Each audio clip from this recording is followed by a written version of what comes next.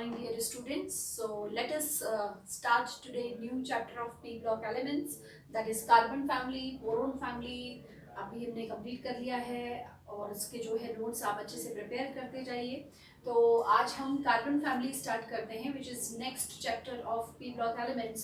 सी carbon family में सबसे पहले ये देखिए कि कार्बन फैमिली एलिमेंट्स में इस ग्रुप में बेसिकली कौन कौन से एलिमेंट्स आते हैं और ये ग्रुप कौन सा है. So this is actually carbon family elements belong to group number 14. Group number कौन सा आएगा 14, या फिर हम बोलेंगे इट इज रोमन न्यूमरल्स में it is 4th A. Okay, it is 4th A. What is general electronic configuration? General electronic configuration इस group के एलिमेंट्स की क्या आती है बेटे? It is noble gas NH2 NP2. तो क्लियर दिख रहा है आपको? नंबर ऑफ वैलेंस इलेक्ट्रॉन्स कितने आ रहे हैं? 4. Yes, so valence electrons are 4 and valency is also 4. yes, valency is also 4 because octet completion के लिए 8 इलेक्ट्रॉन्स इनको रिक्वायर्ड हैं. तो 8 इलेक्ट्रॉन्स अगर इनको चाहिए तो 4 इलेक्ट्रॉन्स इन्हें गेन करने हैं या लूज करने हैं या शेयर करने हैं. तो 4 ही वैलेंसी रहेगी.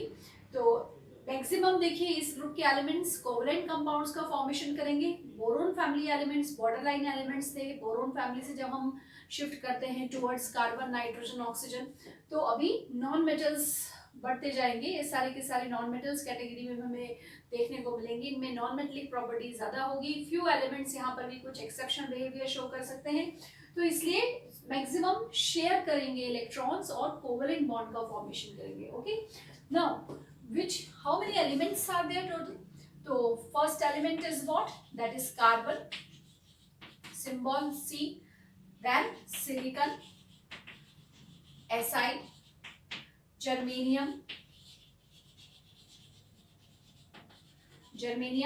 Ge, tin, Sn and lead.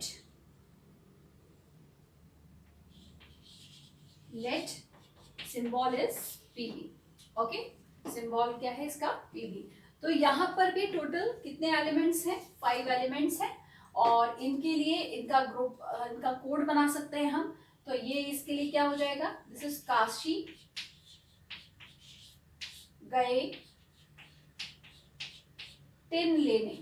ठीक है, काशी गए सोना लेने भी बोल सकते हैं या टिन, सोना Sn और टिन तो टिन. ठीक है, तो काशी गए टिन लेने. तो एक सिंप्लीफाइड वे में आपको ये पूरा ग्रुप रिमेंबर रहेगा. बोरोन फैमिली का क्या था? बाल गए इंडियन तेल से, और इसका क्या हो जाएगा? काशी गए टिन लेने. तो ये इस तरह से हम सिंप्लीफाइड वे में इसको इस कोड की हेल्प से सारे ग्रुप के मेंबर्स को हम याद रख सकते हैं. अब इलेक्ट्रॉनिक कन्फिगरेशन अगर हमको इनका लिखना है तो इलेक्ट्रॉनिक कन्फिगरेशन देखिए. सी इलेक्ट्रॉनिक कन्फिगरेशन में कैसा रहेगा? देखो, जनरल कन्फिगरेशन लिखते जाइए. एटॉमिक नंबर आप लिख सकते हैं कोड की हेल्प से. मैंने आपको मैजिक नंबर से लिखना सिखाया. तो carbon, silicon, germanium, magic number add करते जाएंगे. जैसे कि कार्बन में क्या करेंगे? कार्बन में आपको ऐड करना है क्या? +8. ठीक है, तो 8, 18, 18, 32 आपको ऐड करना है. तो 8 + 6 ये क्या आ जाएगा? 14. एंड इसी तरह से सारे एलिमेंट्स के आप एटॉमिक नंबर्स फाइंड कर सकते हैं. तो that you have to do. Now अब हम यहाँ पे डायरेक्ट इलेक्ट्रॉनिक कन्फिगरेशन लिखते हैं. तो कार्बन का कन्फिगरेशन शॉर्ट कन्फिगरेशन आएगा helium 2s2 2p2. Okay, silicon के लिए क्या आएगा? हीलियम के बाद next noble gas is neon, it is 3s2 3p2. Okay, and germanium के लिए हीलियम, नियॉन और नेक्स्ट नोबल गैस क्या होता है? आर्गॉन. 18 आर्गॉन का होता है एटॉमिक नंबर.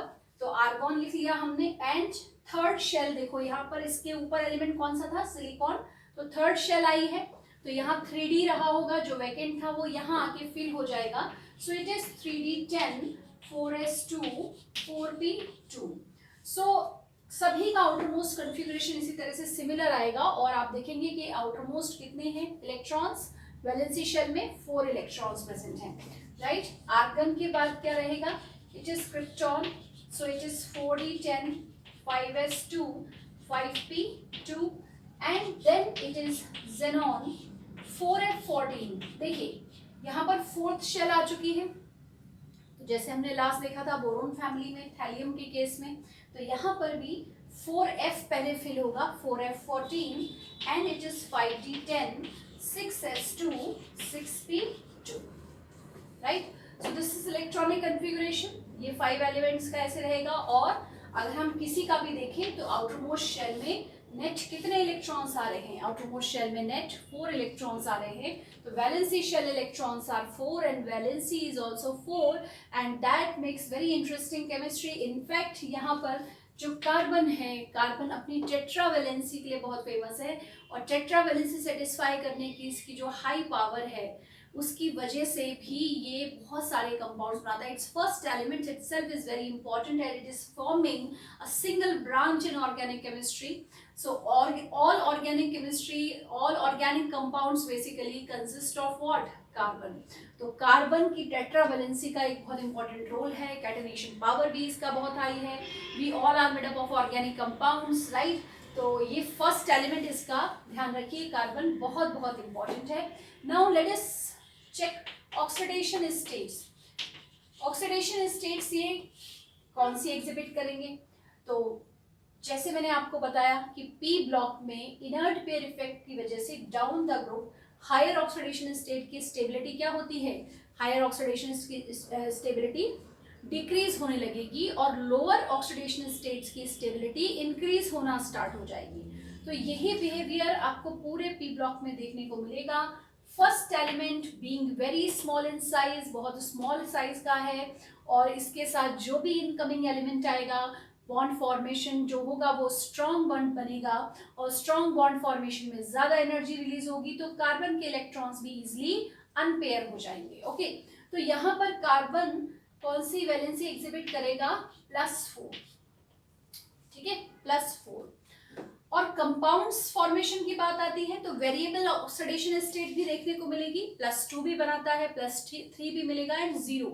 एलिमेंटल फॉर्म में डायमंड या ग्रेफाइट में ये 0 स्टेट में मिलेगा, ठीक है।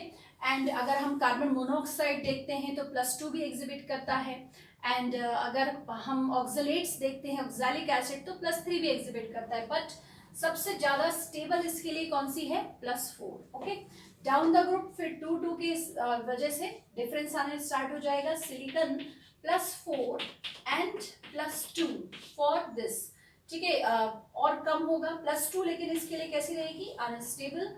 तो जो लेस स्टेबल ऑक्सीडेशन स्टेट है किसी भी एलिमेंट की उसको हम ब्रैकेट में लिख रहे हैं, right. Then +4 +2 again it is for what, germanium. And tin के लिए भी क्या रहेगा, +4 एंड +2 डेफिनेटली एग्जिबिट करेंगे। और यहाँ पर इन सभी एलिमेंट्स के लिए जो लोअर ऑक्सीडेशन स्टेट है वो लेस स्टेबल होगी। ओके, और अब आती है बारी किसकी, लेड की। लेड लास्ट एलिमेंट है, और लास्ट एलिमेंट पर इनर्ट पेयर इफेक्ट सबसे ज्यादा एप्लीकेबल होता है क्योंकि अपने ग्रुप में इस एलिमेंट का साइज सबसे लार्ज होगा, ठीक है। तो इसके लिए लेड के लिए +4 ऑक्सीडेशन स्टेट कैसी हो जाएगी, less stable. What you write, less stable, and always remember this. So for lead highest oxidation state +4 is less stable, and that's why lead +4 compounds act as oxidizing agents. Okay, and +2 is stable. +2 इसके लिए कैसी है, more stable है, and this behavior is due to inert pair effect. तो ये इतना हमने last lecture में समझा भी था इनर्ट पेयर इफेक्ट की वजह से। देखिए अब सबसे पहले देखते हैं कि जैसे हमने बोरोन के कंपाउंड्स की बहुत इंटरेस्टिंग केमिस्ट्री पढ़ी है, ठीक है। तो बोरोन के कंपाउंड्स में हमने देखा कि डाइबोरेन बनता है, ऑर्थोबोरिक एसिड है, बोरेक्स है, डेली लाइफ में बहुत ज़्यादा यूजेस हैं इनके, बहुत इंटरेस्टिंग इंपॉर्टेंट कंपाउंड्स बनाते हैं। एल्यूमिनियम इज एल्यूमिनियम मेटल जो उसका सेकेंड मेटल है वो भी बहुत इंपॉर्टेंट है, हम बहुत ज़्यादा उसको यूज़ करते हैं। Very good conductor of electricity, light in weight, resistant to corrosion, thermite reaction में अपने एक्सप्लोसिव बिहेवियर की वजह से यूज होता है। तो यूनिवर्स में जो ये इतने सारे एलिमेंट्स हैं प्रेजेंट है, जिसमें से काफ़ी सारे डिस्कवर किए जा चुके हैं। तो जो डिस्कवर हैं वो उनकी केमिस्ट्री तो डेफिनेटली कि हमको बहुत ज़्यादा कि फैसिनेटिंग लगनी चाहिए कि इनकी क्या ये बिहेवियर है। ये वो एलिमेंट्स जो साइंटिस्ट ने बड़ी मेहनत से डिस्कवर किए हैं और अभी भी बहुत सारे सीक्रेट्स यूनिवर्स में हिडन हैं और बहुत सारे एलिमेंट्स हमको फ्यूचर में मिल सकते हैं जिनकी रिसर्च में कई सारे इंटरेस्टिंग साइंटिस्ट लगे हुए हैं। तो जो डिस्कवर किए जा चुके हैं, देखो पी ब्लॉक को ऐसे सोचना है कि जो एलिमेंट्स ये छुपे हुए थे नेचर में और उनको फाइंड किया गया है, डिस्कवर किया है, फिर उनकी केमिस्ट्री को पूरा रिसर्च करके प्रूव करके केमिस्ट्री को समझा गया है, फिर उनको वो यूज में लिया है। तो ये एक अपने आप में बहुत इंटरेस्टिंग केमिस्ट्री है, तो इसको हमें बहुत मन से पढ़ना चाहिए, ठीक है। तो बोरोन फैमिली के, एल्यूमिनियम के बहुत सारे कंपाउंड्स हमारे डेली लाइफ के बहुत ज़्यादा इम्पोर्टेंस रखते हैं, यूज में हैं। एंड ऐसे ही अब ये सोचते हैं कि कार्बन फैमिली क्यों पढ़े। पहला पॉइंट ये आना चाहिए, कार्बन फैमिली क्यों पढ़े। हमने ये देख लिए कि 5 एलिमेंट्स हैं, तो आपको लग रहा होगा कि इसमें कौन कौन से एलिमेंट्स हैं जो है बहुत ज़्यादा यूजफुल है। क्या कुछ पता है? तो जैसे मैंने आपको बताया कि फर्स्ट एलिमेंट कार्बन ही है बेटा। तो first element carbon organic compounds का बादशाह है, किंग है। कार्बन नहीं तो ऑर्गेनिक कंपाउंड नहीं। सीधी सीधी डेफिनेशन क्या देते हैं आप, if carbon and its compounds are known as organic compounds. तो अगर उनमें जितने भी लाइफ जिनमें एग्जिस्ट कर रही है, जिन कंपाउंड्स में, जिन स्पीसीज में, they are made up of organic compounds and if carbon is not present in a compound then it is not said to be organic. उसको हम ऑर्गेनिक कंपाउंड नहीं कहते हैं। बहुत रिसर्च करने के बाद, millions of organic compound synthesise करने के बाद ये पूरी स्टोरी समझ में आई है, देखा गया है कि ऐसा अभी तक एक भी ऑर्गेनिक कंपाउंड नहीं मिला है जिसमें कार्बन ना हो। तो कार्बन का एक बहुत इंपॉर्टेंट रोल है। दूसरा, इसमें जब हम इनऑर्गेनिक में आ रहे हैं तो इनऑर्गेनिक में हमें क्या पढ़ना है, एलोट्रॉप्स ऑफ कार्बन।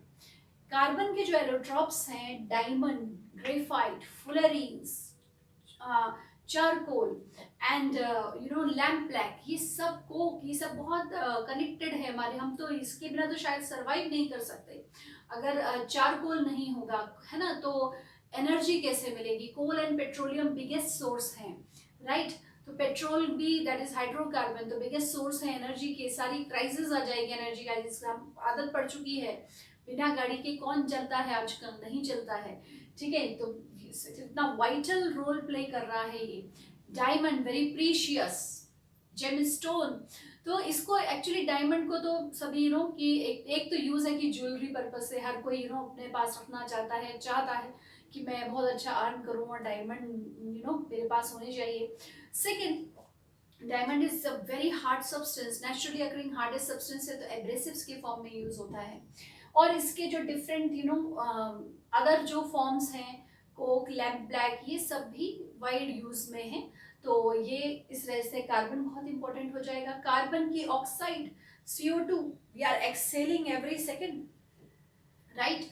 हम CO2 हमारी बॉडी में कि एक एज अ वेस्ट प्रोडक्ट बन के बाहर आती है और एक्सहेल करते हैं हम, and that CO2 is absorbed by plants and it is in important ingredient for synthesis of food।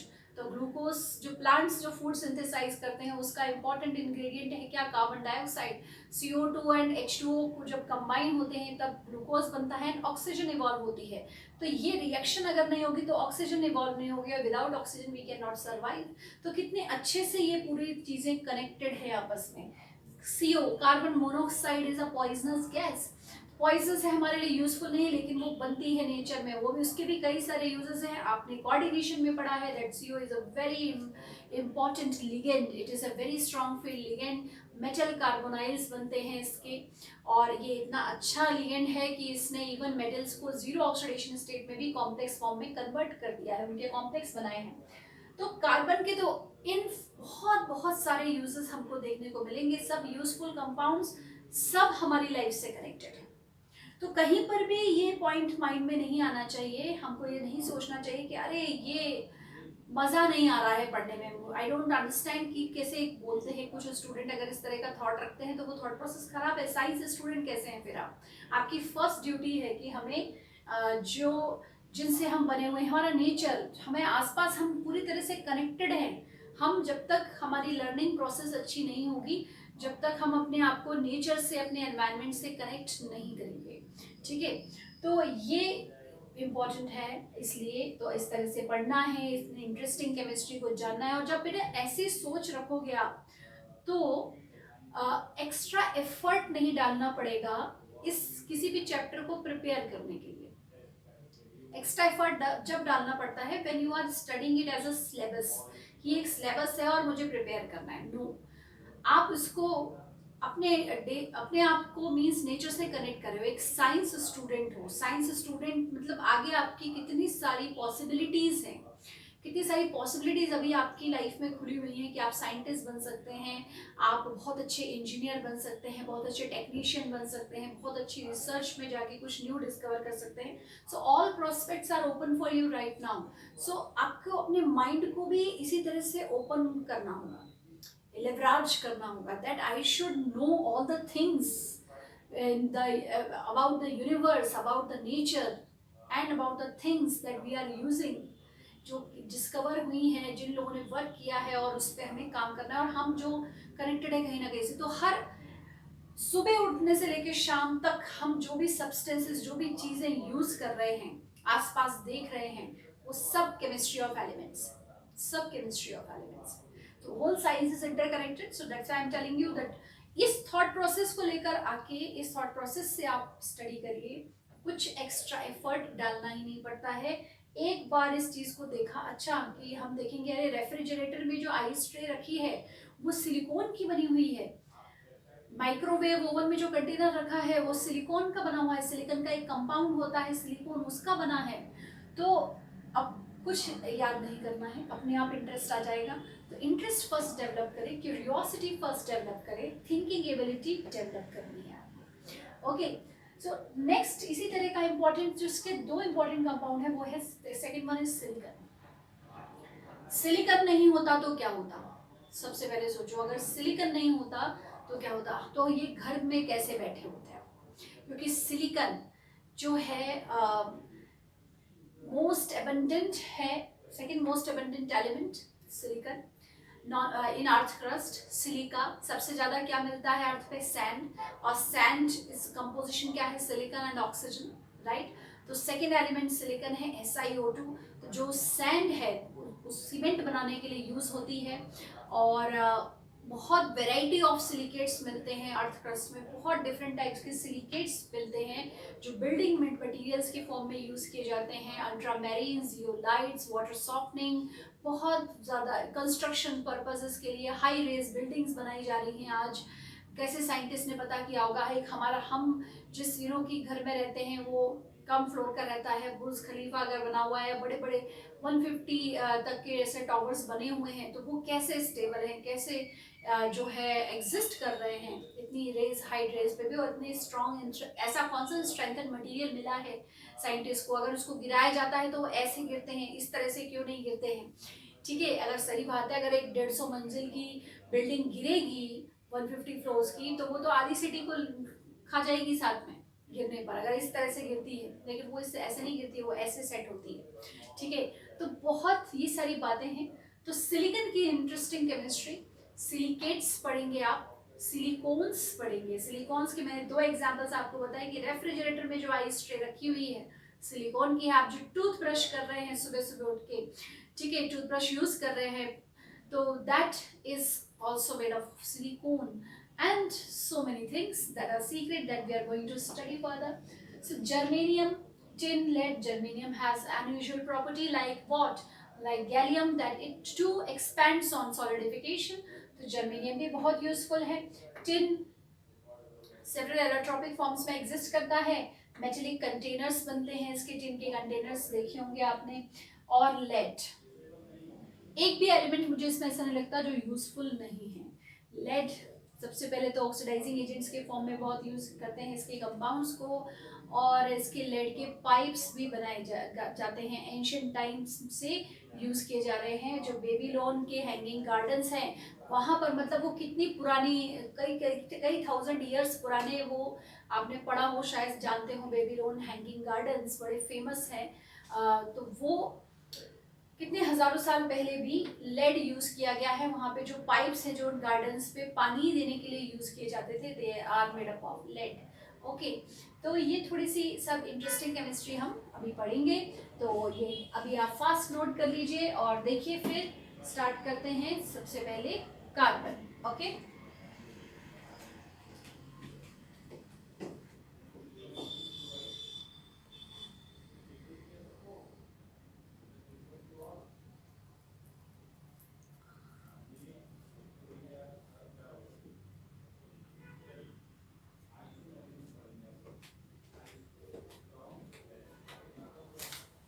Done. कुछ लाइट का प्रॉब्लम आ रहा है स्टूडेंट्स, थोड़ा सा मैनेज करिए। Now let us start. Properties first, carbon family में हम फिजिकल प्रॉपर्टीज देखते हैं। तो प्रॉपर्टीज लिखिए।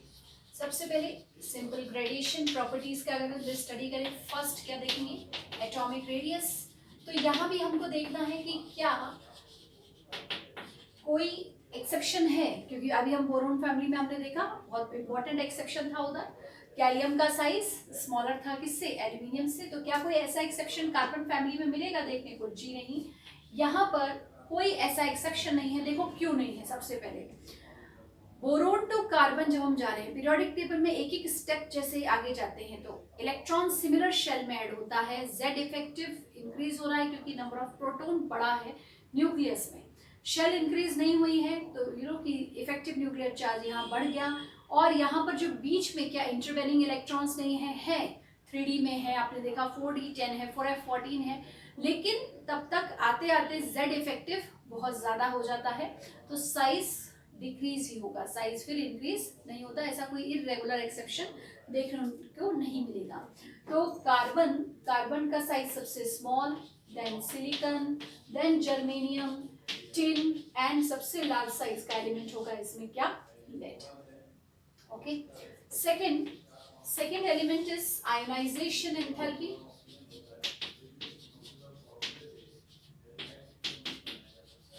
सो आयोनाइजेशन एंथैल्पी IE1 की बात कर लेते हैं। तो IE1 भी कैसा रहेगा, कोई एक्सेप्शन नहीं, विदाउट एनी एक्सेप्शन। जब सिंपली साइज इंक्रीज हो रहा है डाउन द ग्रुप, तो ionisation enthalpy down the group क्या होगी, डिक्रीज होगी, क्योंकि साइज जितना लार्ज उतना कम एनर्जी लगेगी उसके इलेक्ट्रॉन्स को रिमूव करने के लिए। तो कार्बन की सबसे ज्यादा, और then silicon, then germanium, then tin and lead, right. Atomic and ionisation enthalpy में कोई ऑर्डर देखने को नहीं मिला है, दैट्स गुड। थर्ड देखते हैं, थर्ड इसमें लेंगे हम प्रॉपर्टी मेल्टिंग पॉइंट।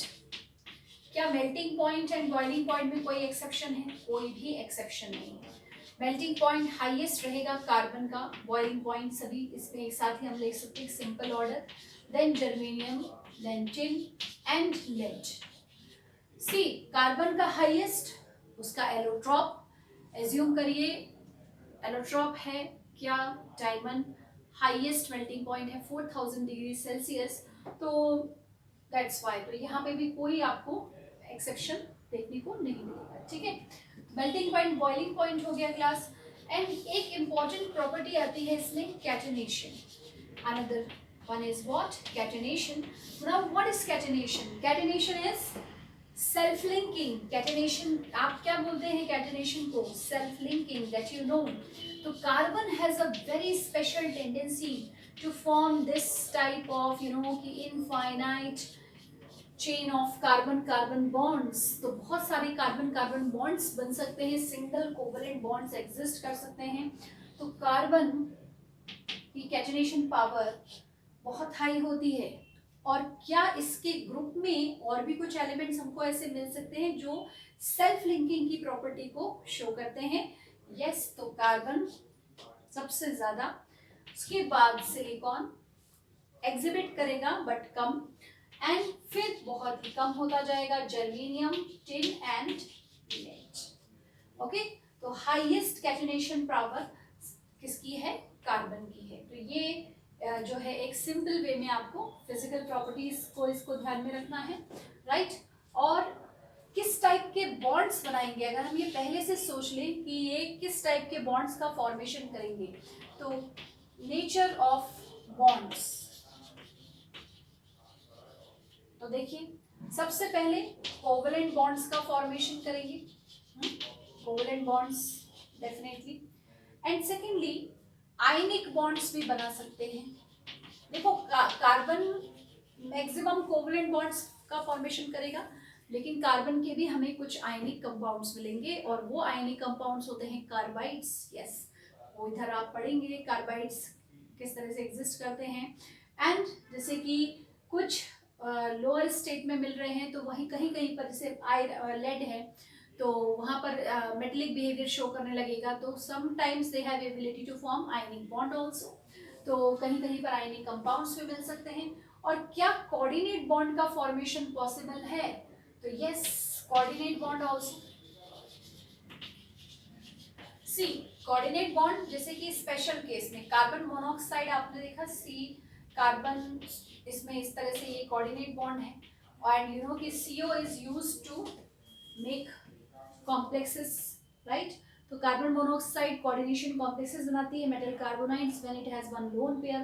तो जब लोअर ऑक्सीडेशन स्टेट है +2 अगर मिल रहा है, तो फिर एक इस पर लोन पेयर आएगा, and in that special condition they can also form what, covalent bonds. Okay, right, done. तो ये जनरल प्रॉपर्टीज हो गए। अब देखते हैं नेक्स्ट इज एरोट्रॉप्स।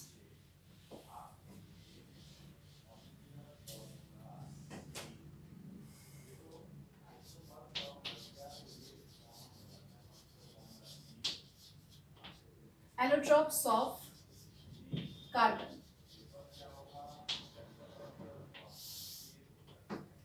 C कार्बन के हमको कई सारे एलोट्रॉप्स मिलेंगे, and these allotropes of carbon are they are divided into two categories. First crystalline and second amorphous. So crystalline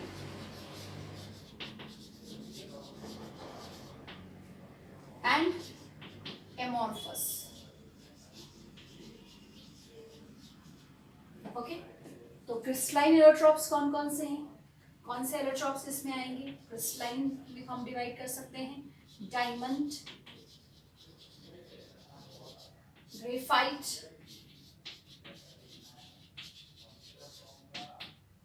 and fullerenes. Many of you do not consider graphite as crystalline allotrope of carbon, but actually graphite is also crystalline allotrope of carbon. Always remember this. ये amorphous नहीं है, graphite crystalline है। fullerenes, तो fullerenes yes, very fascinating allotropes of carbon which are known as fullerenes. तो इनकी तो chemistry बहुत interesting है, आप जानते भी होंगे कुछ इसके बारे में, काफ़ी सारा थोड़ा सा पहले से पढ़ा हुआ होगा शायद, तो वो भी हम डिस्कस करेंगे। तो ये क्रिस्टलाइन एलोट्रॉप्स में आते हैं, और एमॉर्फस एलोट्रॉप्स में जैसे कि कोल, राइट, कोक, लैम्प ब्लैक, तो ये सब एमॉर्फस एलोट्रॉप्स हैं कार्बन के। कोल डिफरेंट फॉर्म्स में मिलता है, कई वेराइटीज आते हैं, कई टाइप्स आते हैं कोल के, तो दिस वी विल डिस्कस। ये खैर इतना इंपॉर्टेंट भी नहीं है, आपको ये क्रिस्टलाइन एलोट्रॉप्स पे क्वेश्चंस पूछे जाएंगे, ठीक। तो first let us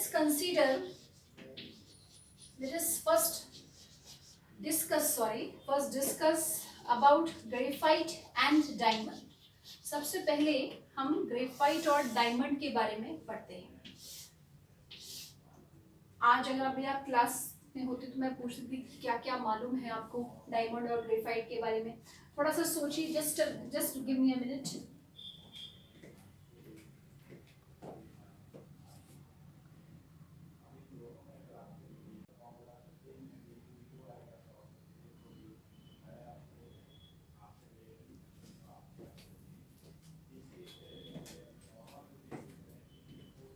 yes, so diamond and graphite की अगर फिजिकल प्रॉपर्टीज की बात की जाए, तो फिजिकल प्रॉपर्टीज में बहुत डिफरेंस आता है। जैसे कि फर्स्ट डायमंड कैसा है?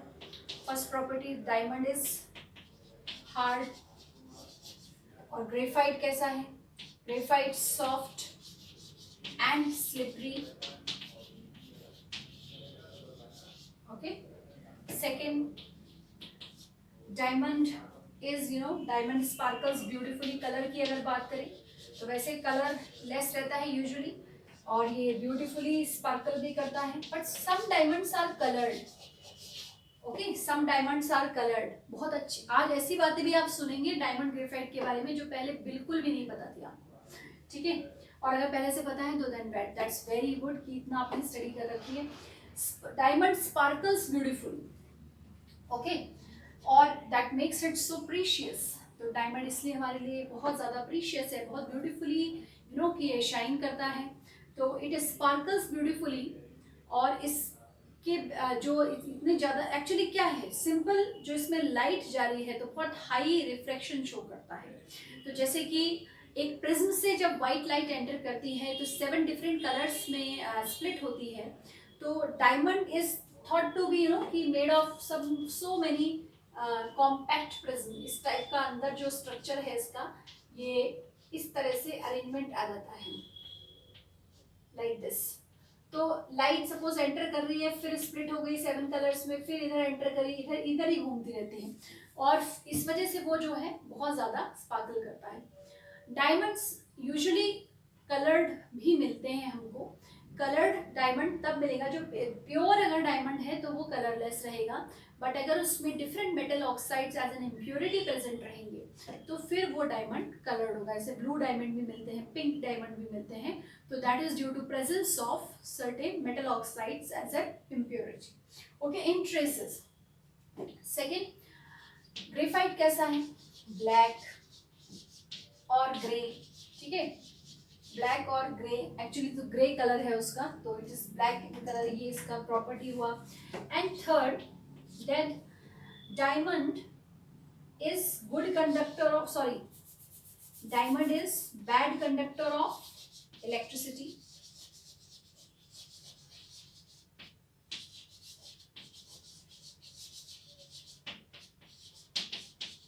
Okay, and graphite,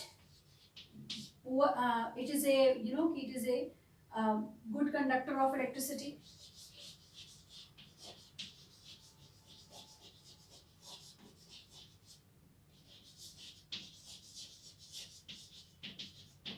It is a good conductor. What about heat? What about heat? एक यूजुअल लाइन यूज करते हैं that diamond is a poor conductor of heat and electricity. तो अगर ये पॉइंट कहीं तो भी माइंड में बैठा हुआ है तो इसको एलिमिनेट कर दें पूरी तरह से, because diamond is better conductor of heat as compare to graphite. Okay, electricity conduct करने की बात आती है तो डायमंड पुअर कंडक्टर है इलेक्ट्रिसिटी का, but graphite and is a good conductor. Reasons अभी इन सब के, इन प्रॉपर्टीज के कारण हमें एक एक पता होने चाहिए, तो रीजंस अभी देखेंगे। And diamond is A it is a better conductor of heat, so please right that it is better conductor of heat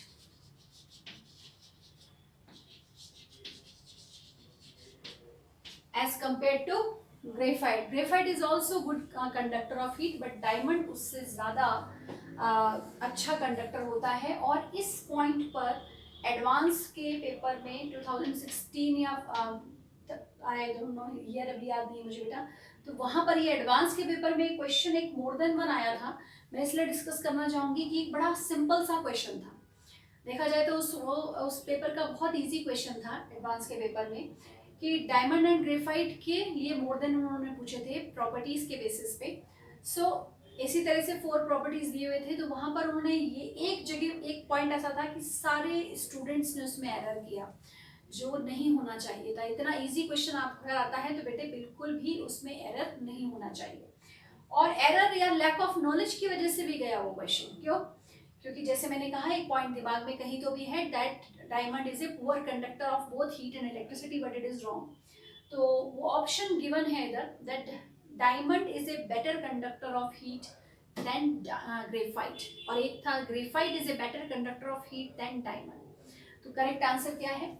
diamond is a better conductor of heat than graphite. Okay, तो ये कुछ basic properties हैं जो अभी हमने देखी, but सबसे पहले ये इस तरह का क्यों मिल रहा है बिहेवियर। बात ये है कि नेचर में ये ऐसा क्यों, भेदभाव क्यों? एलिमेंट एक ही है, एलिमेंट है कार्बन, दोनों ही कार्बन से बने हैं, एलिमेंटल फॉर्म में ही है, कोई कंपाउंड बना नहीं है, इन्होंने कोई भी कंपाउंड नहीं बनाया है, सिर्फ कार्बन ही प्रेजेंट है। लेकिन एक फॉर्म कार्बन का इतना सुंदर, इतना प्रीशियस, और एक form soft and slippery black grey, और हम तो ग्रेफाइट को अगर हाथ लगना ही चाहेंगे हैंड्स ब्लैक हो जाते हैं। पेंसिल की लीड किससे बनी होती है? ग्रेफाइट से होती है। एंड ऑटोमोबाइल्स में जो आप कि जो ग्रीस यूज़ करते हैं, जो ऑयल यूज़ किया जाता है, वो भी ये रहता है, एंटी नॉकिंग एजेंट उसमें थोड़ा सा ऐड करते हैं, मशीन्स में इसको यूज़ करते हैं। तो ये क्यों है इस तरह से? मतलब उसको टच नहीं करना चाहेंगे, बट डायमंड होगा तो बड़ा ही प्रीशियस, बड़े ही संभाल के उसको चलेंगे। तो ये नेचर में ऐसा डिफरेंस, और ये जो डिफरेंस क्रिएट हुआ है एक ही एलिमेंट के बने हुए कंपाउंड्स में, इस तरह से कंपाउंड्स नहीं, एलोट्रॉप्स में, उसका मतलब नेचुरल एग्जिस्टेंस ऐसा है। तो इसके लिए क्या रिस्पॉन्सिबल है बेटा? इसके लिए रिस्पॉन्सिबल होगा इनका स्ट्रक्चर। ठीक है, फॉर डायमंड, अगर हम डायमंड को देखें तो डायमंड में ये स्ट्रक्चर कि each carbon atom is linked to neighbouring 4 carbon atoms. Carbon की टेट्राहेड्रल जो वैलेंसी है वो इधर सेटिस्फाई होती है, कार्बन टेट्राहेड्रल फॉर्म में है, sp3 हाइब्रिडाइज रहता है, ध्यान रहे sp3 हाइब्रिडाइज, और हर नेबरिंग ये जो कार्बन है वो भी फर्दर कार्बन से ही लिंक रहता है। तो कार्बन में ये डायमंड में ये 3D नेटवर्क स्ट्रक्चर प्रेजेंट है। Okay, in diamond it is 3D network structure, 3D network structure आ रहा है, and hybridisation of carbon is sp3 in diamond because tetrahedral form में है। तो एक भी वैलेंसी कार्बन की यहाँ पर फ्री नहीं रहती है। और बहुत ही इंटरेस्टिंग बात है कि हाईएस्ट कि जो मेल्टिंग पॉइंट वाला मेटल है टंगस्टन, उससे भी ज़्यादा मेल्टिंग पॉइंट है डायमंड का, जो कि एक नॉन मेटल से बना हुआ है। Carbon is a non metal, और नॉन मेटल से बने वाला जो मतलब जिसका नेचुरल एग्जिस्टेंस है, उससे बना हुआ है जो, उसका मेल्टिंग पॉइंट इवन मेटल्स के से भी ज़्यादा है। तो बहुत, और वहाँ पर क्या है? मेटेलिक बॉन्ड है, यहाँ पर क्या है? कोवलेंट बॉन्ड है। कोवलेंट बॉन्ड को हम वीक कंसिडर करते हैं, राइट? कोवलेंट बॉन्ड वीक है, लेकिन फिर भी ये यहाँ पर इतना स्ट्रॉन्ग बॉन्ड कैसे बन रहा है कि इसका मेल्टिंग पॉइंट 4000 डिग्री सेल्सियस तक पहुँच रहा है। तो यस, दैट मीन्स किसी भी आयनिक बॉन्ड से भी ज़्यादा, मेल्टिंग पॉइंट है इसका। आप देखिए ज़्यादा स्ट्रॉन्ग हो गया आयनिक कंपाउंड, कोई भी आयनिक कंपाउंड आपको इतने हाई मेल्टिंग पॉइंट पे अभी नोन नहीं है, ठीक है? तो लेकिन इसका है। और किसी भी आयनिक कंपाउंड को एज एन एब्रेसिव यूज़ नहीं किया जाता, बट इसे एब्रेसिव यूज़ करते हैं स्टोन पॉलिशिंग के लिए, स्टोन कटिंग के लिए इसको यूज़ किया जाता है, मशीन्स की टिप पे लगा रहता है डायमंड, ठीक है?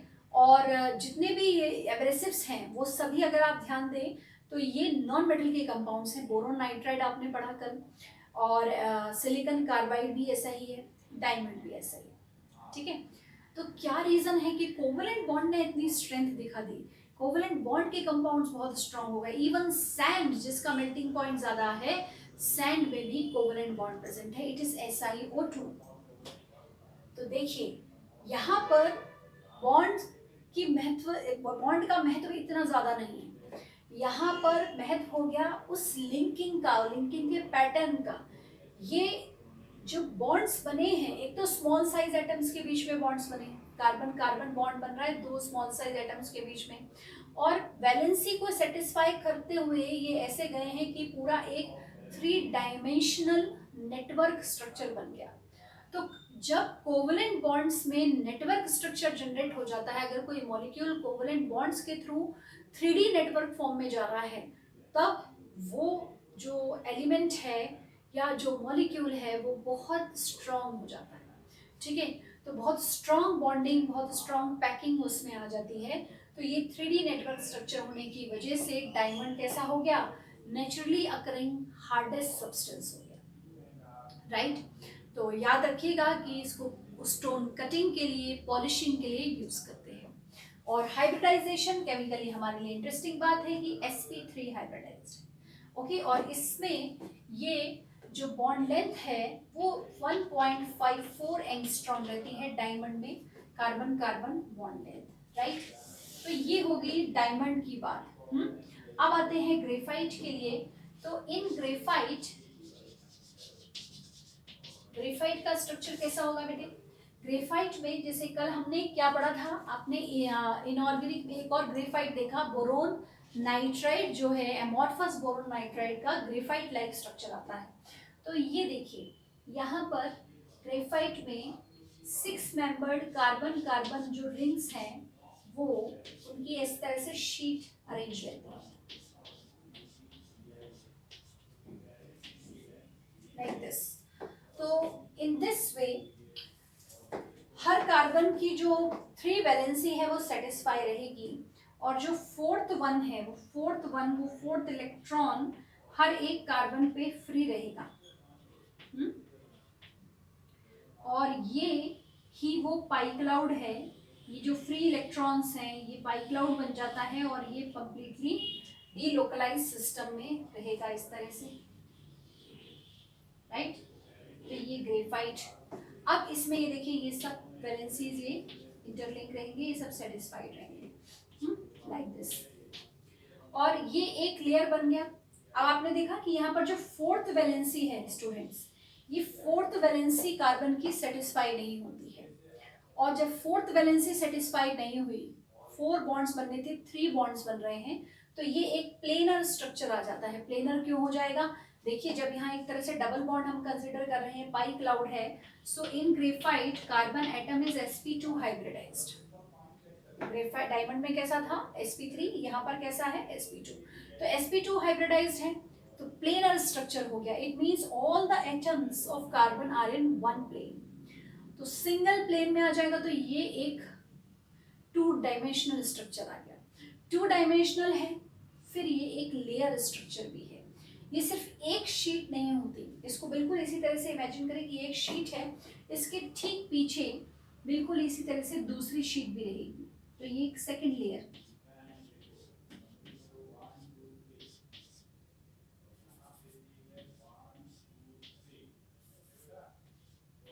लाइक दिस, ठीक है। एंड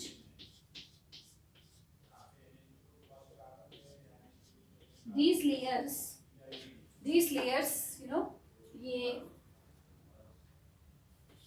एक लेयर, ये दूसरा लेयर है, और ये लेयर्स के बीच में यहाँ पर ये क्या है, ये weak van der Waals forces of attraction है, ठीक। दीज 2 लेयर्स, जैसे यहाँ पर ये 2 लेयर्स आपको दिख रही हैं, ऐसे काफ़ी सारे लेयर्स होती हैं जो एक दूसरे के ऊपर ऐसे इंटेक्ट रहेंगी, and these layers are bounded by weak van der Waals forces of attraction. तो इसीलिए जब हम इसको अगर इसको रब किया जाता है तो वो वीक लेयर्स टूट जाती है, वो sorry van der Waals forces break होते हैं, then these layers can slide over one another, okay. So that gives graphite slippery nature. तो अभी हमने फर्स्ट पॉइंट का रीजन देख लिया, that diamond is hard, graphite is soft and slippery, ठीक है। डायमंड कैसा है, हार्ड है, ग्रेफाइट सॉफ्ट एंड स्लिपरी है। क्यों, डायमंड का 3 डायमेंशनल नेटवर्क स्ट्रक्चर है, और ग्रेफाइट का जो स्ट्रक्चर है बेटे वो लिखेंगे आप, it has a 2 dimensional layer structure, 2 dimensional layer structure, और इसको हम शीट स्ट्रक्चर भी कहते हैं, शीट लाइक स्ट्रक्चर भी है। तो ये पॉइंट्स आपको अच्छे से ध्यान में रखने हैं, इनकी जो अकरेंस है, जिस तरह से नेचर में ये अकर कर रहे हैं उसका रीजन क्लियर हुआ। सेकेंड जो पॉइंट है, प्रॉपर्टी देखिए, कलर। तो कलर ठीक है, प्रॉपर्टीज ये ब्लैक एंड ग्रे वो नेचुरली इधर आ रहा है। Bad conductor of electricity, good conductor of electricity, ये पॉइंट क्लियर होता है। क्या डायमंड में कोई भी फ्री वैलेंसी प्रेजेंट है, क्या कोई भी फ्री इलेक्ट्रॉन्स हैं, क्या कोई लोन पेयर है या कोई फ्री इलेक्ट्रॉन है? जी नहीं।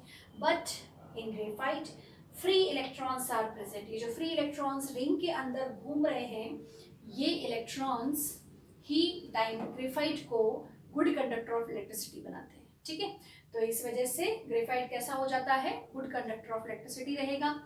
अब आता है better conductor of heat. Both can conduct electricity, but diamond is a better conductor of heat. See students, conduction of heat depends on packing. Conduction होता है, हीट ट्रांसफर कैसे होती है? Bye conduction. तो जितना रिजिड पैकिंग होगा उतना fast heat conduct होगा। तो यहाँ पर डायमंड का जो है पैकिंग कि रिजिड है, 3 डायमेंशनल नेटवर्क स्ट्रक्चर है, उसकी वजह से ये बेटर कंडक्टर रहता है हीट का। इवन डायमंड की जो प्योरिटी है उसको ज्वेलर्स जो मेजर करते हैं, चेक करते हैं, हम कोई भी पहुंच जाए अदरवाइज कि चलो भाई ये कांच का टुकड़ा है और कांच के टुकड़े को बोल के कह दे ये डायमंड है, तो कोई मान लेगा क्या? नहीं। क्या करेंगे? पहले चेक करेंगे। चेक कैसे करते हैं? तो ज्वेलर्स के पास एक इंस्ट्रूमेंट होता है और उसके कि वो वहाँ पर उसको जैसे ही टच करते हैं तो वो कॉपर वायर से उसमें वो वहाँ पर रीडिंग आ जाएगी। तो हीट कंडक्शन बहुत फास्ट करता है। तो अगर वो प्योर डायमंड है तो वो हीट कंडक्शन करेगा और वो इंस्ट्रूमेंट पे रिकॉर्ड होता है।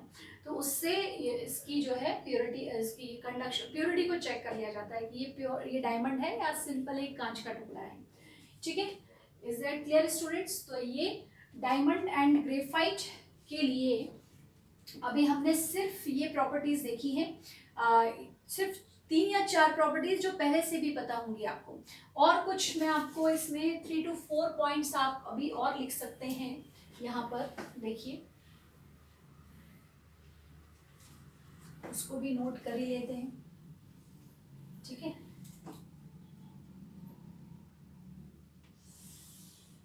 फिर इस लेक्चर को एंड करेंगे।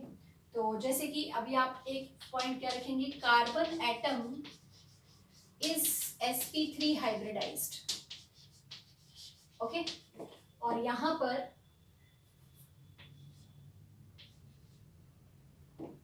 पर ग्रेफाइट में कैसा है?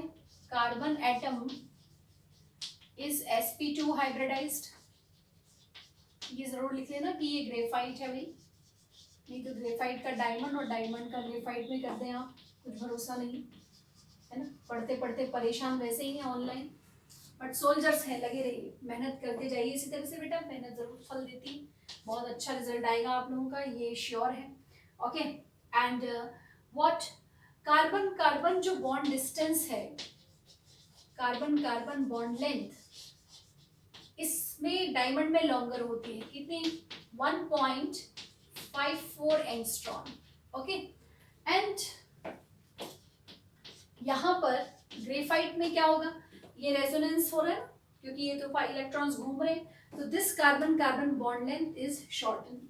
ओके, तो carbon carbon bond length is smaller और कितनी है? 1.49 एंगस्ट्रॉम, राइट।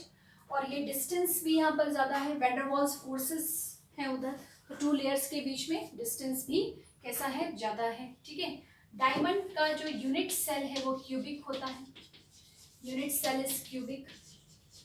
और यहाँ पर ग्रेफाइट में कैसा रहेगा? ग्रेफाइट में लेयर अरेंजमेंट है। ठीक, और भी बहुत सारी प्रॉपर्टीज हैं। और केमिकली क्या लिखेंगे? Chemically diamond is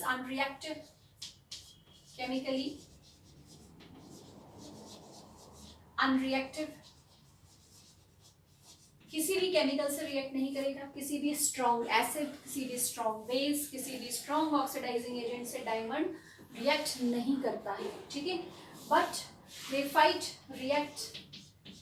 reacts somewhat, कुछ स्पेशल कंपाउंड्स अगर आते हैं तो ऑक्सीडेशन हो जाएगा, ग्रेफाइट ऑक्साइड भी बना लेता है। एक मैलिटिक एसिड कंपाउंड है वो भी ग्रेफाइट बनाता है। तो ये जो डिफरेंस आ रहा है प्रॉपर्टीज में, आपने देखा कि ये स्ट्रक्चर की वजह से है। और यहाँ पर ये इससे इतना रीजन हमने देखा है। नेक्स्ट लेक्चर में और भी अभी बातें हैं जो ग्रेफाइट एंड डायमंड के बारे में की जाएंगी। और एक सिंपल रीजन अगर आप एक और सोच लें पॉइंट हम कि डायमंड एंड ग्रेफाइट का ये नेचर में अलग स्ट्रक्चर क्यों बना, दोनों ही कार्बन से बने हैं लेकिन अलग स्ट्रक्चर क्यों बन रहा है, डिफरेंट अरेंजमेंट क्यों आ रहा है। तो वो डिफरेंट अरेंजमेंट क्यों पॉसिबल होगा, क्योंकि यहाँ पर कि अर्थ क्रस्ट में जितना हम डेप्थ पे जाते हैं उतना टेम्परेचर एंड प्रेशर दोनों बढ़ता है। तो डायमंड बहुत ज़्यादा डेप्थ पे आप जब जाएंगे तब डायमंड्स मिलते हैं, और बहुत हाई टेम्परेचर और बहुत हाई प्रेशर पे फोर्थ वैलेंसी भी कार्बन की अरेंज हो जाती है और नेटवर्क स्ट्रक्चर गेन कर लेती है। और ग्रेफाइट भी डेप्थ में मिलेगा अर्थ क्रस्ट में, बट उतना ज़्यादा गहराई पर नहीं मिलता जितना डायमंड मिलता है। तो वहाँ पर comparatively less temperature and less pressure रहता है। ठीक है, ओके। तो diamonds are formed at very high temperature and pressure, and that's why these are very precious also. So rest we are going to discuss in next lecture. Till then इतना complete करिए. Thank you very much class.